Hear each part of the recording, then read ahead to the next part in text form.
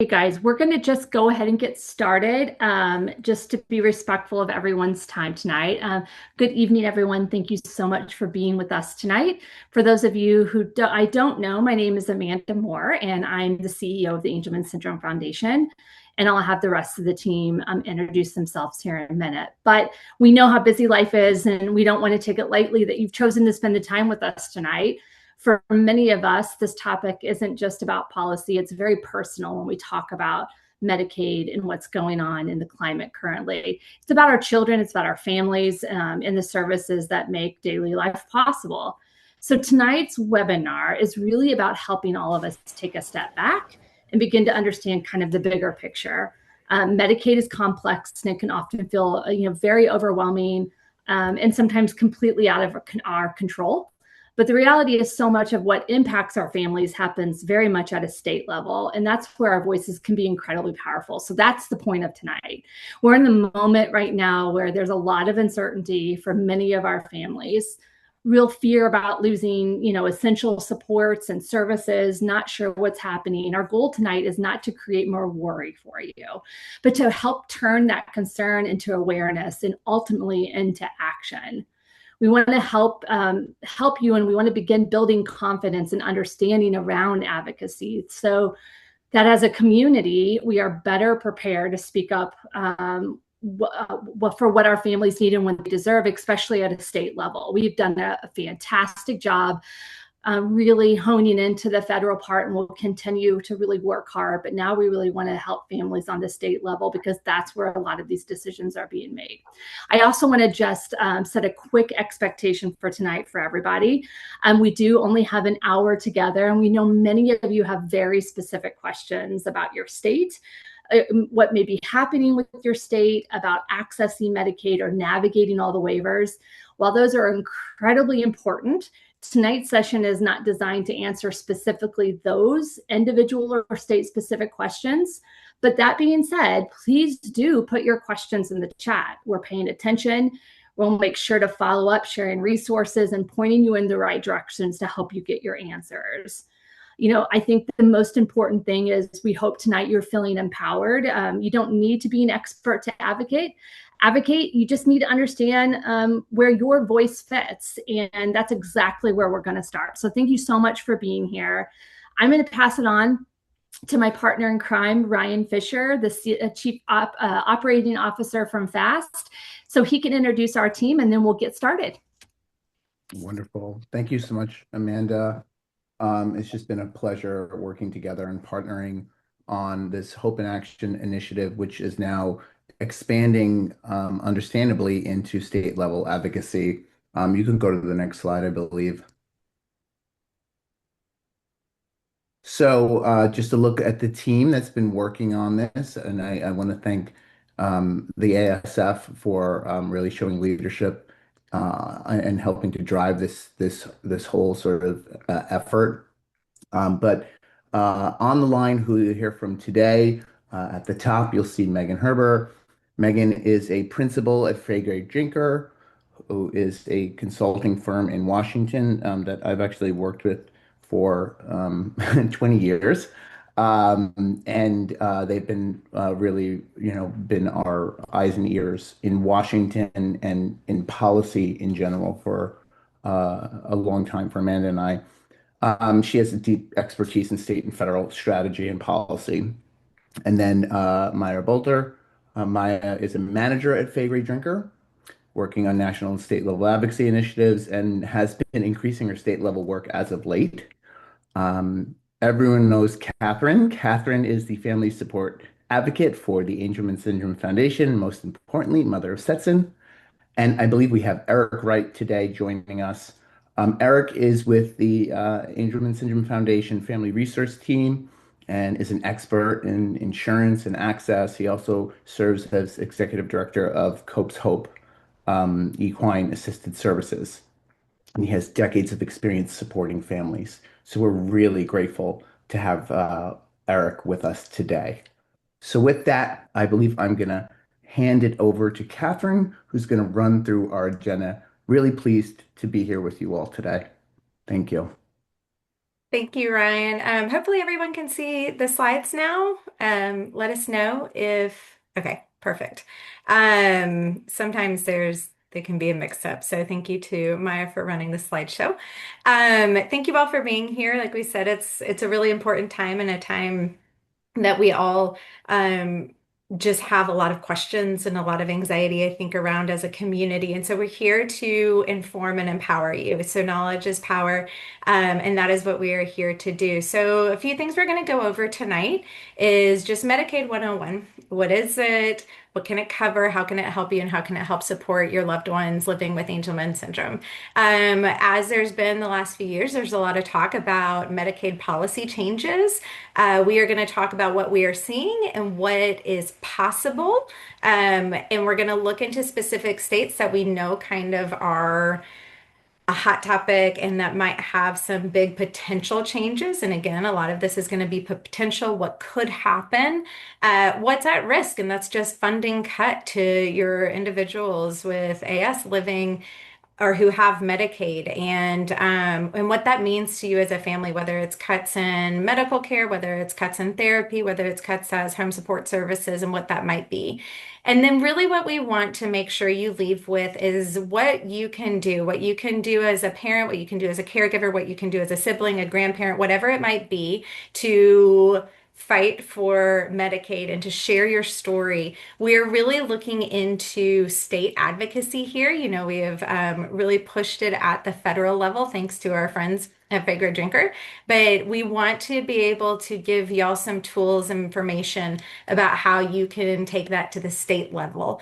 We have a plethora of resources on this. There's a lot of links and articles and information that we are going to direct you to. It might seem a little overwhelming, and I want you all to know that there will be a follow-up to this. Everyone who is here will receive a follow-up email with everything that is discussed. So don't feel like you have to jot anything down or try and get it all figured out on the slides. We are here to provide you with that information. And then we will lead to any discussion and questions that you might have. I think we put our email in there, so please feel free at any point to reach out that way as well if you have a question or you feel like it's something maybe a little bit more personal, and we'll try and get back to you.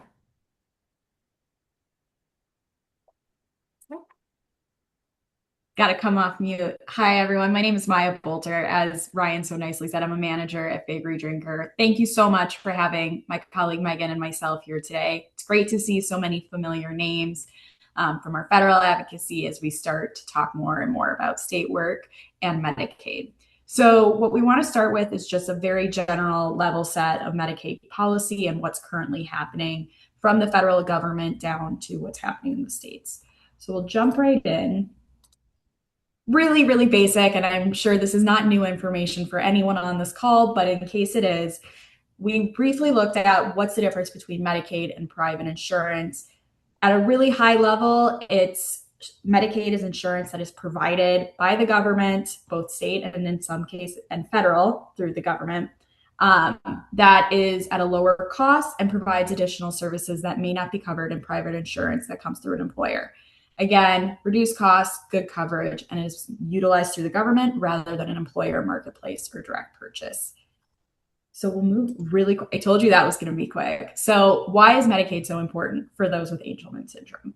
Well, as I'm sure many know, it's an essential lifeline for individuals and their families. It supports HCBS services, which we'll get more into, and some of our concerns about what's happening. It covers critical things such as wheelchairs, prosthetic treatments, home modifications, different types of therapies, and communication technology.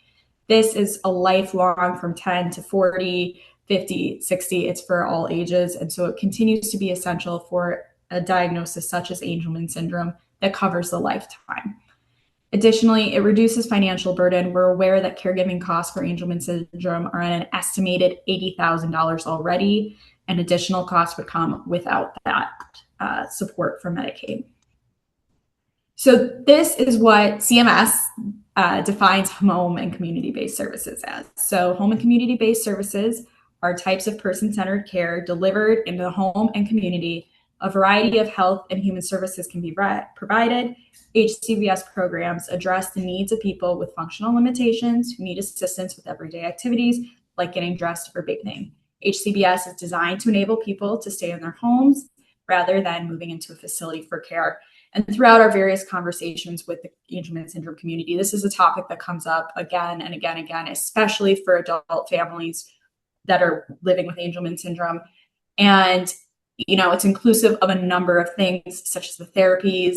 Amanda and I were just discussing this the other day, but, the amount of therapies you get provided through Medicaid versus private insurance, medication management. We know that there's a lot of medications to navigate Angelman syndrome, as well as assistance with activities of daily living. I don't know why I struggle with that one so much. But those sorts of things such as bathing, dressing, feeding, as well as respite care. Today where the first lady. Okay, no question. Great. And then respite care. These are just a couple examples of services. There are hundreds, but these are some key ones. So for those of you that have advocated federally, this will not be a new table, but this describes the different roles and responsibilities of Medicaid for the federal government and for the state government. So the federal sets federal guidelines such as mandatory benefits, what is included that is required by law as part of your benefits. They also are in charge for making sure compliance and oversight of the state Medicaid plans, as well as funding, which we will talk about shortly and how that's changed. States have a different role. They deal with eligibility criteria, who qualifies, how benefits are offered, how they are delivered, how providers are paid, and additional funding questions. So now that we have a very quick 101 on Medicaid, I'm going to turn to my colleague Megan to discuss some of the policy changes that are really impacting Medicaid policy across the country. Megan? Thanks so much, Maya, and I'll repeat your thanks to everyone for having us for this conversation. We look forward to having some discussion and questions at the end. I know we're going to go over some of this stuff rather quickly, but the point is we are trying to set the stage and prepare you for if you are interested in getting involved with state advocacy, to give you all the resources and tools to be able to do that. So like Catherine said, we're going to be following up with, we have a one-pager, or it's a couple pages that you all would have seen if you did the Federal Advocacy Day, and if not, it's going to be available in your email and also on the website, and we'll go over all of that. So again, no need to memorize, and I know you all have your own specific experiences with Medicaid, so some of this is new and some is not, but it's hopefully just putting it all in context. And we'll get into the details and the weeds of how to advocate. But don't be overwhelmed by all the information. It's really just to give you some context and background so that you can feel confident going to talk to lawmakers and share your story. So we'll get into that. And with that, I'll emphasize the last slide that Maya just showed about federal versus state. I'm going to be talking about what happened at the federal level, which we've talked a bit about before. And it really now is in the states, right? So the changes I'm going to be talking about came down from the federal level, but Medicaid is a federal state partnership. And like Maya said, the federal CMS is the Centers for Medicare and Medicaid Services, sets the standard mandatory minimum type things, but each state implements its program its own way. And they are the ones that are going to be making all the decisions about who's eligible, which benefits are offered, how much providers are paid, all of those things. And so that's where we're really focusing our advocacy when it comes to Medicaid now. Thanks, Mike. Can go up to the first policy slide now. Thank you. Okay, so as many of you are probably aware, Congress did pass a big piece of legislation almost a year ago now, called HR 1, the One Big Beautiful Bill Act. And that bill did include reductions in federal funding for Medicaid by a lot of money.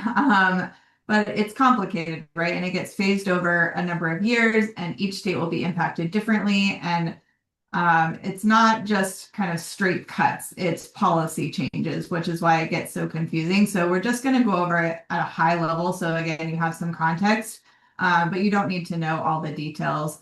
Some of the changes that were made at the federal level, work requirements, which we'll talk about on the next slide, frequent eligibility redeterminations, and then different enrollment rules and restrictions for non-citizens. A lot of these policies don't necessarily directly impact our population, right? Our folks with Angelman syndrome are not typically working. They are not part of the expansion population, so this specific redetermination policy doesn't apply. However, and then non-citizen, may or may not apply depending on the person. However, all of the changes as a whole do come together for that reduction in federal funding. And so states are going to be reacting to that. And it also has kind of bureaucratic paperwork implications, which we'll go into a little bit in more detail. Next slide. So really quick on work requirements, you may have heard this phrase, but the idea behind it is that for able-bodied people who would otherwise qualify for Medicaid under the ACA expansion, Congress wants them to be working in order to qualify for Medicaid. So again, our population generally exempt from this. Both caregivers and medically frail individuals are exempt. But one, it will mean less Medicaid enrollees overall, which just reduces the amount of funding that states are getting from the federal government and the number of enrollees. And more healthy people in an insurance pool helps the people who need more care, right? So having less healthy people in the pool impacts the program. And it could result in some more administrative burdens because this is just the minimum requirement that the federal government is placing. A state Medicaid program may decide, you know what, I have to do work requirements for the ACA expansion population. I'm just going to do it for everyone. Again, they'll probably still exempt caregivers and medically frail, but they could make it harder. You might have to prove that, right? Using paperwork, prove that you qualify for that exemption. Next slide.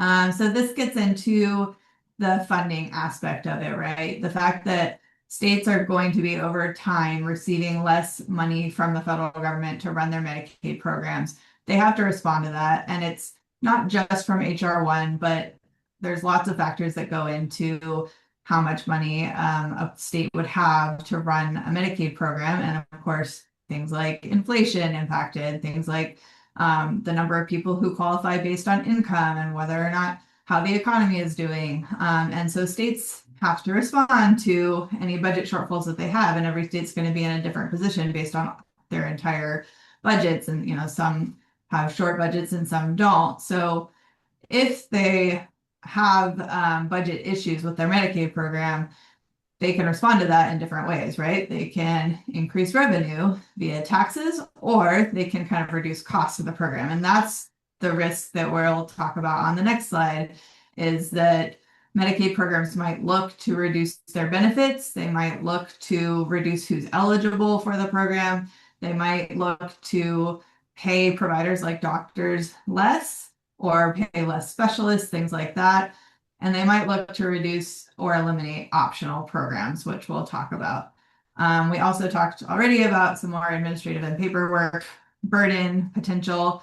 And then there's also just a general focus at the federal and state level right now on fraud, waste, and abuse, which of course we want to root out fraud from these programs, but a lot of times the baby gets thrown out with the bathwater on that, and more requirements and more paperwork or cutting things can be done kind of with a blunt instrument and done across the board in a way that affects a broader population. When you're trying to catch a small fraud population, you might make policies that catch more than that. So next slide.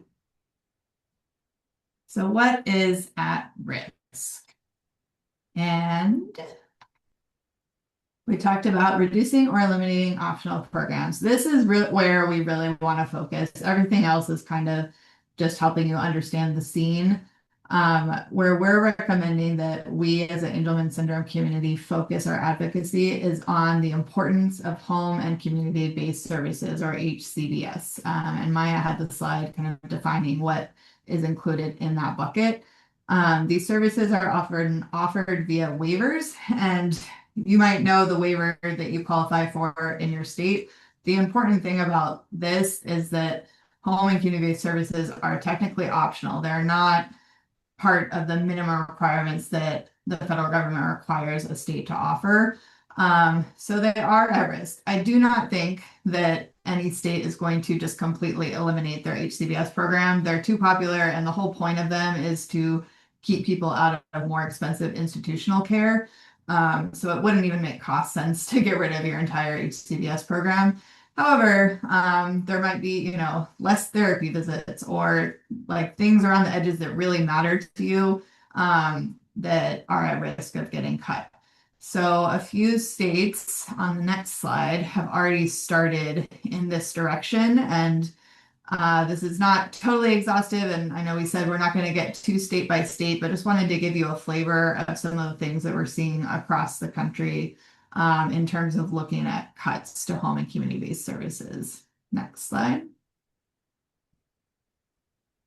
Another thing that's happening, I talked a little bit about, is reduced enrollment. So these changes are intended to reduce the eligibility or reduce the number of people who are on the programs. And there can, that may be a good thing. You may say, in a good economy, less people should be on Medicaid because a big portion of the Medicaid population is based on being low income. So in a good economy, you'd have less people who are low income. That's great. Although we are in somewhat of a downturn in the economy, we've actually seen, at which time you would expect more people to need to be on Medicaid because there would be more low-income people. We've actually seen. There we go. We've actually seen in a number of states pretty big reductions over the past year in who is enrolled in Medicaid, and we don't have the full attribution of where these numbers came from or what's causing it. But I would venture to guess that some of the changes that have started at the federal level and have trickled down to the state level have some impact. And I know Amanda, for example, can speak specifically to her experience in Indiana. But that's a huge reduction in the number of people on the Medicaid program in the past year. So again, this is the whole population, but it impacts the program, A, if you're caught up in that number, but B, less healthy people enrolled in the program means less dollars to spread around for people who really need a lot of services. Next slide. So with that, I will let Catherine dive a little bit more deeply into challenges that we're hearing families are facing, and we're interested to hear from you as well, what you're seeing in your states. And we'll talk about it at the end, but I think what we're most interested in hearing is kind of trends that we might be seeing across the state, so we can help support you in focusing on advocacy in the states where the threats are the highest. Thank you, Megan. Yeah, where we come together is we do need to know what you're facing in your individual states so that we can take it back to our lovely team and we can start to help push different policy that could help at the federal level and at the state level. So again, please drop it in the chat. Feel free to email us as we get going, and then we'll have discussion afterwards. But I think we all live in a time of we're just afraid of what challenges we already face, yeah, and what is to come. So I know one of the things that a lot of families report is just long waiver wait lists, whether that is for the Katie Beckett waiver and now comp waiver. There's different ones all throughout the country in various states, and sometimes these waivers are 16 years long, and that is just daunting to have to deal with when you're trying to get the care that you need immediately. And then once you're on the waiver, then what? Another thing that is very difficult is state by state variability. So what might be true in Georgia is not going to be true for California, is not going to be true for Oregon, and trying to work around those issues that each family faces. And while some might cover caregiver and respite care and others just cover medications, it's really difficult to track everything with every state being so different for each family. Workforce shortage. I think this is what we hear the most, is that even if your child or your adult living with Angelman syndrome is granted hours for nursing care, respite care, or what it might be, is it's so hard to find caregivers. It's so hard to find people who can adequately and appropriately take care of our loved ones with Angelman syndrome.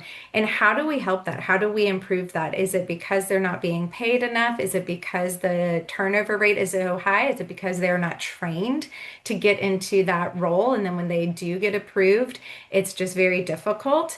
We are seeing just a lot of people then give up because who wants to continue to fight this battle of finding appropriate caregivers? Another thing is loss of services in adult transition times, where you get a lot of waivers might take you to 18, and then there's not the understanding that, wait, you have to fill out something else, and having to go through that process and having that knowledge and understanding that at 16, you possibly need to start transitioning to adulthood.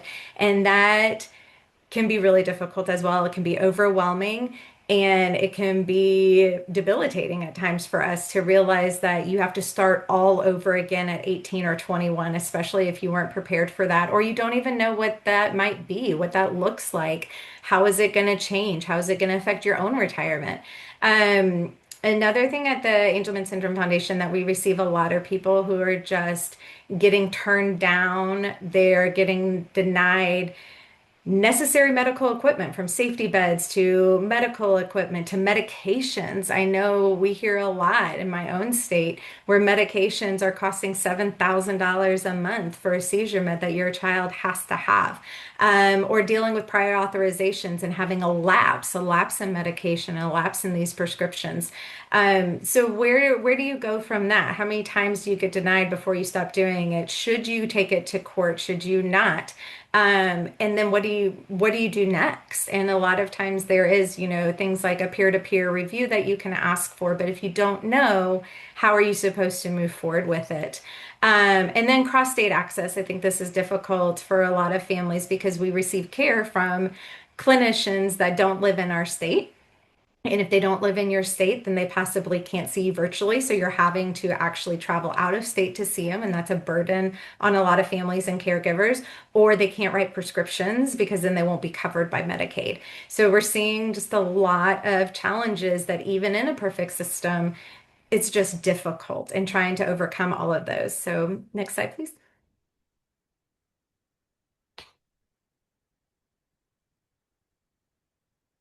So how do we navigate the system? How do you even start applying for waivers and what does that look like? And that's something that we at the foundation can help you with, and kind of help guide you through the process in different states. Whether that is you have to apply through Social Security first or the waiver program, you have to have your diagnosis first. There's a lot of hurdles to jump through. Sometimes it can be a language barrier. And then what to do when you're denied. That's really difficult as well. It's really frustrating and defeating that when you get this diagnosis and you do everything right and you get everything together and you have all of your paperwork and you submit for a waiver and then you're denied. Well, what's your next step? And so that's something we want to be able to help you with as well and make it not so difficult. These hurdles are too big for all of us as caregivers and families living with individuals with AS. And so it's how do you document your needs effectively? We really, really recommend everyone keep a log of what they need, keep in touch with your care providers, make sure that it is written out. You have letters of medical necessity for equipment, for safety beds, for prescriptions, for procedures. All of these things are really important to keep on file so that, again, it's something that we can help and share with. We do have something that we put together a few years ago, which is a state-by-state resource guide, which lists every single waiver that we know of or knew of at the time. These are changing all the time. So you might find something that might not be quite up to date, but we're doing our best. But it's a resource guide that you can click on and then find how to get certain waivers for your particular state and what that looks like, whether that is at 0 to 18, 18 to 21, 21 and up. So we really recommend that you check that out. It can be your kind of first point of contact to see what's available in your state. And again, feel free to reach out to us and we can kind of help navigate the system with you. And then building a care team. We have something as well called a comprehensive care binder that will just put everything together for you. You can print it out and download it, but it just keeps everything in one place, you know, between your case managers. You have people everywhere. We have clinicians, we have case managers, we have therapists, you have your own doctors, you have appointments, everything, and it can just seem really overwhelming to keep it all in one place. But building a team that supports you and understands you and listens to you as a caregiver, whatever that role that might be in, it's really important to have someone who's going to be willing to write these letters of medical necessity for you. These people who might be able to help advocate on your behalf. Do you have a doctor who might be willing to fight insurance denials for you? Some don't. Some offices don't have the capacity to do that. And you need to make sure that your providers are willing to fight for you, that your case managers, whether it is with a pediatric or whether it's adult, know your needs and know how difficult this is and are going to go to their state and going to go to their office and their managers and again advocate on your behalf. So making sure that you just have that support system in place is going to go real far in having to hit when you hit these roadblocks and trying to overcome them because you guys can get on these waivers, we can get Medicaid, we can get access. It's just sometimes defeating and hard to do it. Next slide. Now we'll turn over to Maya to talk about how can we do more and what can we do to advocate at the state level. So maybe one day our goal is that these aren't so difficult. Yeah, and to Catherine's earlier point about like if you don't know, you can't use it. I think the same thing applies to state advocacy. If your legislators don't know it's a problem, they can't fix it. So when we're looking at state advocacy, just to remind everyone, we're really looking at eligibility criteria, protecting benefits, ensuring that things are paid for, and funding. It's really just that when we're looking at states.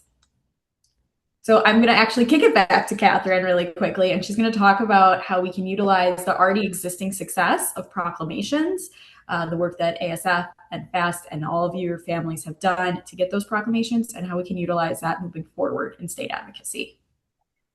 So one thing that we have seen over the last 3 years that we've been advocating on the Hill and working with this wonderful team is that we have made this push to our community to put out state proclamations for International Angelman Day, and it has become National International or Angelman Day within your state. It's been recognized and it's really neat. So what we've achieved are these proclamations that have been secured. We had 16 last year. I think we had 14 the year before at whole states on International Angelman Day. It's recognized as Angelman Day in that state.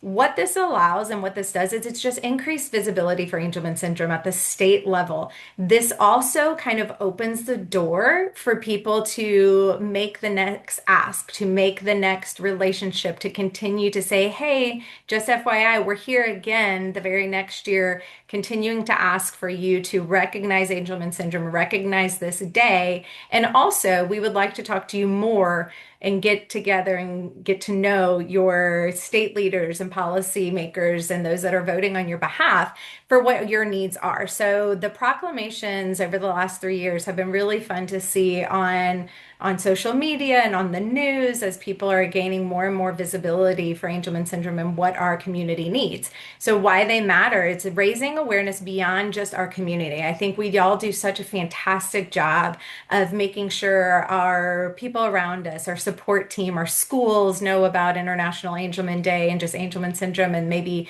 what we face. But this gets it out further than that. When we see the news and we see articles written up about Angelman syndrome and an interview with a parent can be so impactful.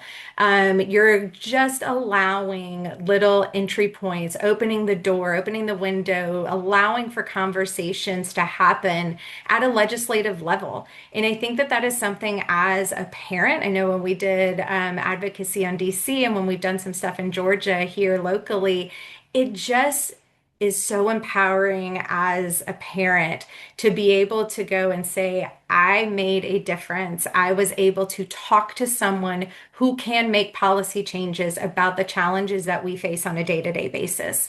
And that allows you to tell your story. Opening that door allows you to tell your story, what your day-to-day life is like, and how do we continue to build this momentum. So what we want to do is we're going to help kind of guide. I know there's been so many states that have done such a great job in getting proclamations 3 years in a row. And now we want to help you build upon that. So how do we take that proclamation and help it to engage with our legislators between in your own state? And I think that's the thing that most people don't even know who represents your district, and how do you talk to them, or how do you even contact them?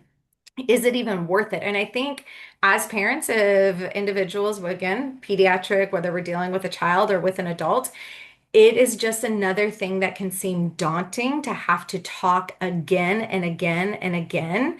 But it's something that is so important. And if we can help you in that, and we're going to kind of help give you this little template and everything else, that it can help to make these relationships, align with Medicaid, trying to put things together for waivers, maybe help make these wait lists not so long, bring attention to your legislator who are making a difference, that the waivers are unbearably long, and that is really a disservice to you and your family right now where you are. And so another thing we really want to make sure is that adult service and advocacy efforts locally are engaged, and so we can expand to more states. So those of you who have already gotten the proclamations, those states who already have them, we really, really want to work with you this year over the next however many months till February and to the next legislative session, that we can help you guys get these relationships with them and start to share your story and what your needs are.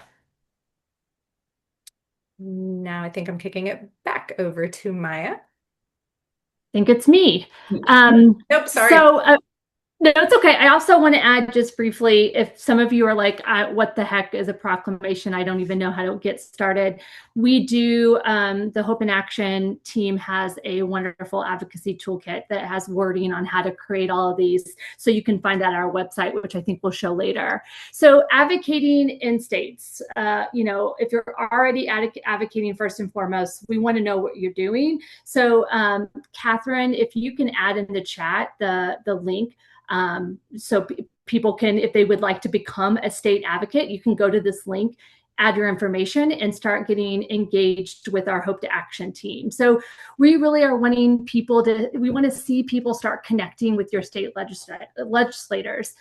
Visit the website, learn more about them, find my legislator and who represents me. You can input your address, and most sites will provide you the contact information and make it very easy for you to at least make the first step to reach out via email, introduce yourself, share your story, and ask if they would be willing to meet with you to learn more about Angelman syndrome, more about your loved one, and more about the things that you really want to advocate for.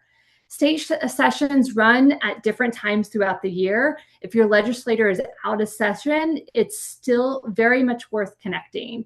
Sometimes it will take just persistence, like just sending me emails, continuing to show up, continuing to connect until you can make that actual connection. And that can happen throughout the year. And then the goal is just to build a relationship. You can go into your first meeting, and the only goal of the first meeting is for you to leave and feel confident that they at least now know what Angelman is. That could be the first step. So it's all about building those relationships. You don't have to go in and lay everything on the table of what you need. You can start learning more about what is they're passionate about, and try to connect their passion to your passion as you move forward. And then there are some great, not all states, but I think a good amount of states have these councils called rare disease advisory councils. I do think you can find, I might need Megan and Maya to help with this one, but I do think there's a website where you can go to learn if your state has this and how to connect with them. Or you can become a NORD state representative, and I think we'll have all those links in there. So Maya, I'm going to pass it back to you, but maybe you can just briefly say if there's a place where they can find that. Yeah, so that is going to be included in these slides, which will all be sent out afterwards. But there is a link on Every Life Foundation's website that has all 50 states.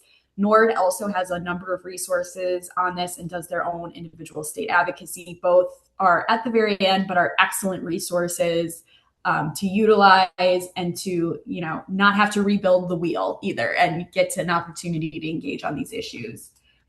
So you're back with me. So as Amanda touched on, a number of states are in and out of session at any time. I'm going to throw into the chat just the basic outline of all 50 states. The website I'm going to share updates every year. So in 2027, you can go back to this particular website and find their legislative calendar.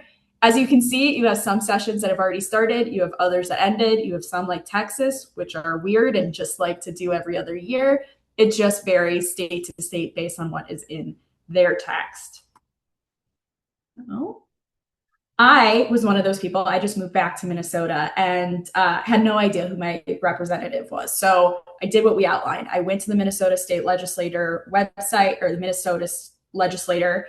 I put in my zip code and I found out that my representatives for where I am currently living are Representative Kraft and Senator Latz. So if anyone is similar in that, that's very exciting. But we drafted two different types of emails that can be utilized for general outreach and like more long form, which is what you're currently seeing on the screen.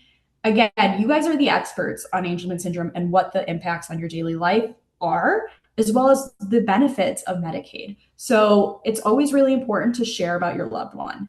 Put a name, put an age. It gives a face to a story. It gives a face to an issue. We also really want to make sure that you cover how much Medicaid helps and supports your families. And then finally, how these cuts that we are talking about, how these administrative changes could be harmful.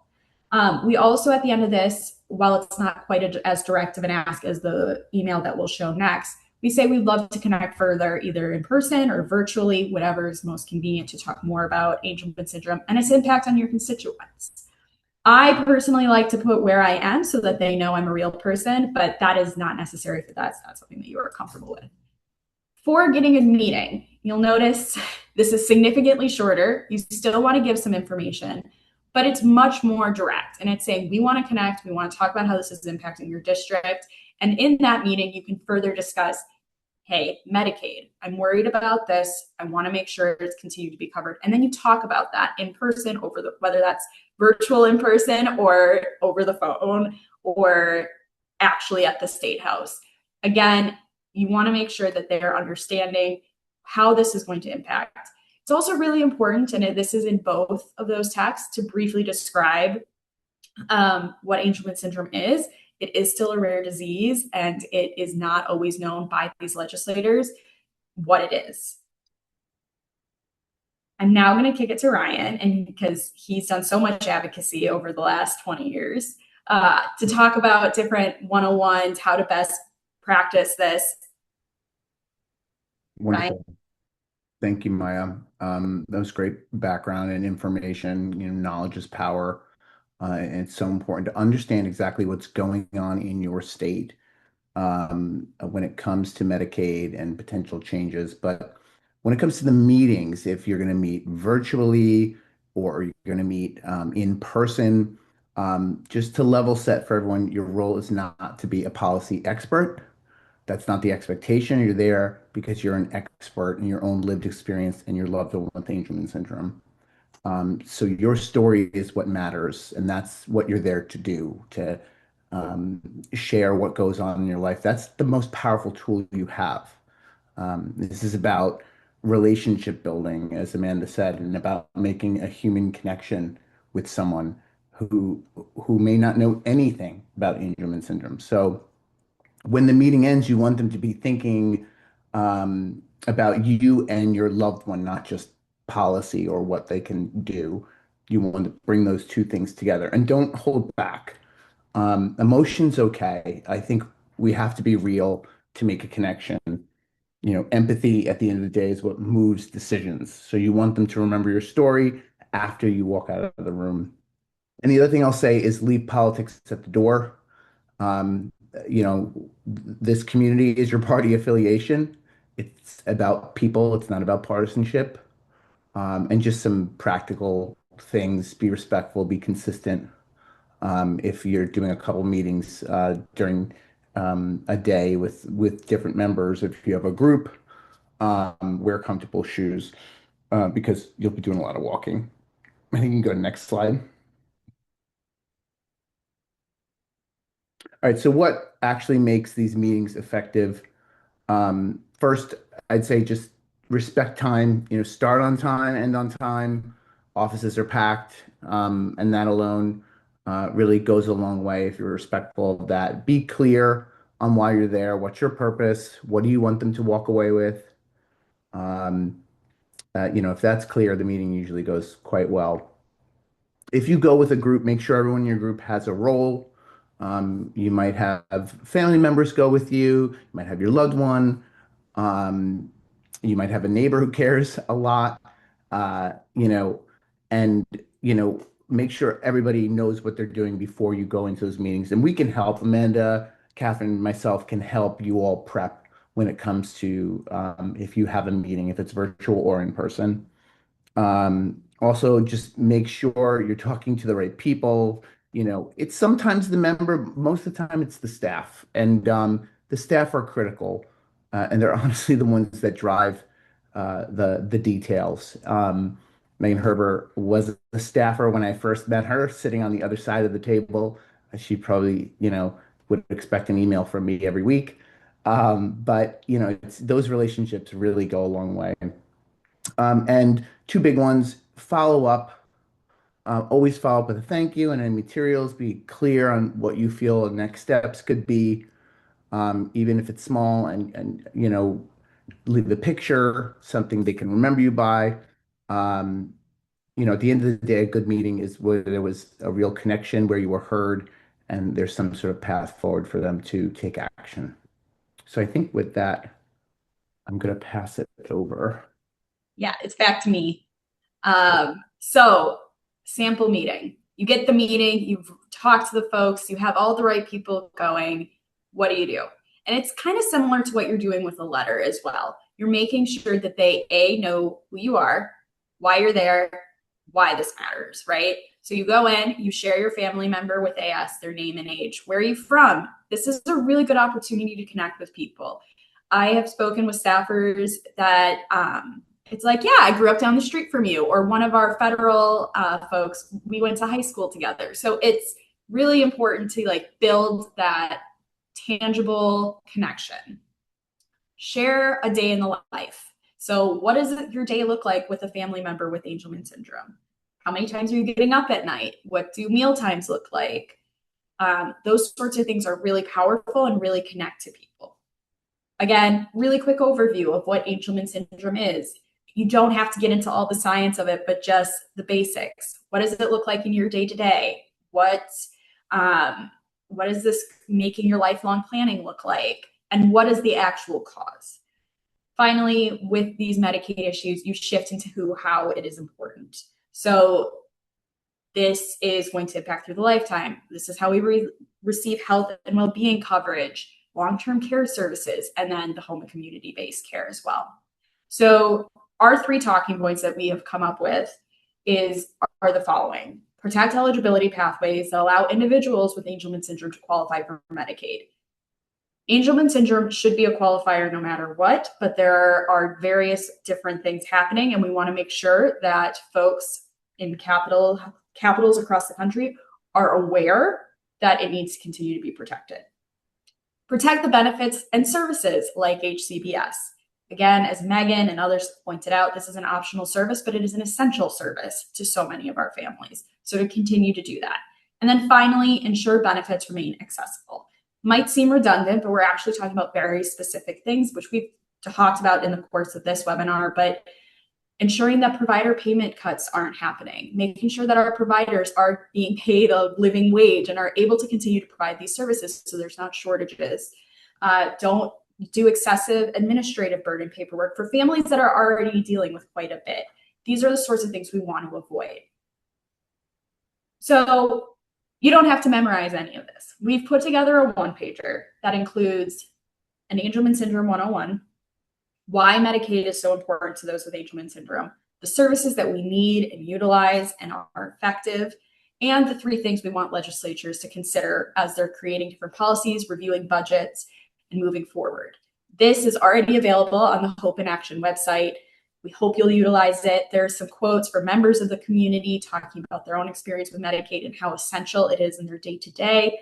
We want you to add to that and share your own story on top of that. But you can always share this one-pager with your legislators, whether it be via email, in person with their staffers, at a coffee shop, whatever you want to do. This is a resource for you to utilize in your day-to-day. We've also put together a list of resources that we have found extremely helpful. This is also on the Hope in Action website. These 3 are specific to Medicaid. These are resources that Megan, Ryan, Amanda, myself use to understand the different changes. They're more research-based, so they are quite dense in some cases, but they're going to give you a really good understanding of what's happening. The Commonwealth Fund does more report-based things, so if you're more interested in learning about work requirements, which are not necessarily relevant to this community, but let's say you are, they have a really nice write-up about work requirements impacts that doesn't quite go as in-depth as the KFF Foundation, which may give you all 50 states and what all 50 states are doing and how they're implementing. And then the Georgetown University Centers is what Megan was showing earlier with enrollment data. If you want to play around with that, it's certainly available, but it's going to continue to provide really excellent resources in the future as well. Then we have different advocacy resources. Again, all going to be located on the Hope in Action page. We have highlighted rare disease groups. Ryan, Amanda, myself, and Megan have all worked a great deal with both NORD, the National Organization for Rare Disease, as well as the Every Life Foundation on both federal, but also state work. They have a ton of wonderful resources, and they also are already existing in many cases in the states. So if this feels like a big burden to take on yourself, there are people that are existing now. In those situations, you're going to be dealing with people with a bunch of rare diseases, but that builds community in a different way and is certainly just as worthwhile for engaging. And they're fully aware of the issues related to Medicaid that are happening and that will also impact other communities. We've also highlighted some disability groups. If you are looking for just general different self-advocacy resources, they are available on these websites. The American Association of People with Disabilities actually had some really great state-to-state resources that can be utilized as you see fit. Finally, tangible next steps. I'm going to push it, I believe, back to Ryan. Yeah, I'll be brief so we can take some of the questions that have come in. Our action alert system, which we've used for federal advocacy, we have the ability to use it for state advocacy on specific policy issues. So please sign up, share your story. We talked about that, but we want you to also share it with us and tell us exactly what's going on, like some of you have in the chat tonight. And then to echo Maya, the state level groups, we don't want to reinvent the wheel in some cases. The wheel is fine. Some of these groups are doing this work constantly. Know the groups that are in your state working on these issues. Know those who are serving on the RDAC. Connect with them personally on LinkedIn. It really is a persistence game at the end of the day. So I'll pass it back to Amanda, I think, to close us out before we do Q&A. Oh, you're on mute. Thank you. Yeah, so we have a few minutes here left. We will make sure, as we said at the beginning, you will receive an email after this with all of this information, links to everything. We will take everything that we've been seeing in the chat. We'll take it, and what we can address and get back to you with, we will. And we will support and help you in any way. But we do want to get to a couple of these questions before we have to take off. And I think Megan or Maya, I think if you wouldn't mind addressing, I think the question in the chat about how we as advocates comment on ways to address the narrative of we hear the fraud, waste, and abuse. So as we're talking with our state reps, Chase had a great question on how can we address this narrative without it becoming a partisan issue? Yeah, great question. And we, of course, that becomes a challenge with a lot of this work, right? Because there are pretty drastic differences in policy positions on Medicaid. And we found this two advocacy days ago, before the One Big Beautiful Bill Act passed into law, we were talking to Congress about make sure you don't cut Medicaid, right? And we said it to Democrats and we said it to Republicans. I think the best way to navigate that is the message we got back from Republicans when we were telling them don't cut Medicaid. They said, oh, no, no, no, we would never cut it for your population. We're only focused on those able-bodied working people who are just taking advantage of the system. And it's all that fraud, waste, and abuse, right? So I think just painting the picture that like this is who is on Medicaid and this is who in the community really relies on these services, and everybody across both sides of the aisle understands that, right? Like when they hear your personal story, they always say like, yes, of course we understand someone with Angelman syndrome needs these services, right? So I think when you bring it back to that and focus there and help them understand that while their intentions may not to be to cut services for your loved one, some of these policies do have the effect of doing that. So I think getting them back to understanding where you're coming from and not blaming them necessarily, right? It's not like you are cutting my services, but it's explaining these are the services that are important and you may not be intending to, but these policy changes are having this effect on me. And I would just add, some folks you're not going to be able to change their mind, and you just have to know that and find other folks that are willing to listen and hear the importance of this. I was going to say it's not about winning the argument, it's about changing the lens. Moving from what they're like, who you are sitting in front of them, away from the narrative of fraud and abuse to this is a family trying to survive and do what's best for their loved one because they deserve it. So I think it's just the goal is going in and changing the lens that they see, possibly with the person in front of you. But great question, Chase. I'm sure, I know that when we were, especially not this past year, but the year before, when a lot of these things were happening with the fear of cut of all the Medicaids, Ryan will agree with me and everyone else that was on the Hill that year. You could tell the tension was there was a lot of tension in every meeting we were in because the questions were all around, like, we're terrified. What's going to happen with Medicaid? And so I think that making sure that you change, Chase, I think it's a really great question to bring up because that narrative and that feeling and that energy was still there this year as well. So I think it's a great question. Any other last thoughts from my team or any last questions? Like I said, thank you. I think Tiffany and Deborah, I think, shared kind of their story already. And thank you all for attending. We will make sure to get tons of resources out for you. And this won't be the last time that we will meet to talk about advocacy on the state level. Ryan, really quickly, can you just give a quick shout out of, I don't know off the top of my head, and I'm putting you on the spot, the save the date for advocacy on the Hill next year? Yes. Next year is March the 2nd. Hold on.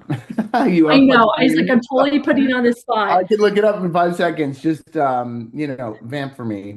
Yeah, I just want to make sure. 10th and 11th. There you go. March 10th and 11th. Thank you. Yeah.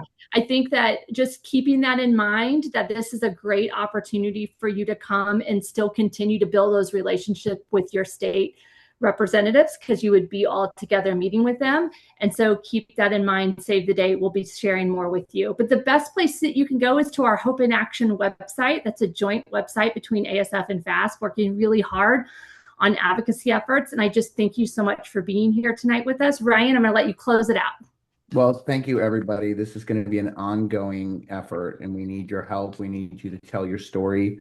We need legislators to understand what you go through, because it is the only thing that moves policy at the end of the day. And I do think that, looking at other folks who might be advocating on similar issues is an important step, but it's a both and, right? You have to advocate for your loved one and your family, and then look at where you can combine efforts with others who are going through what you're going through. So just thank you, everyone, for everything you're doing, and to the team for tonight. Have a great evening, everyone. Thanks for being here.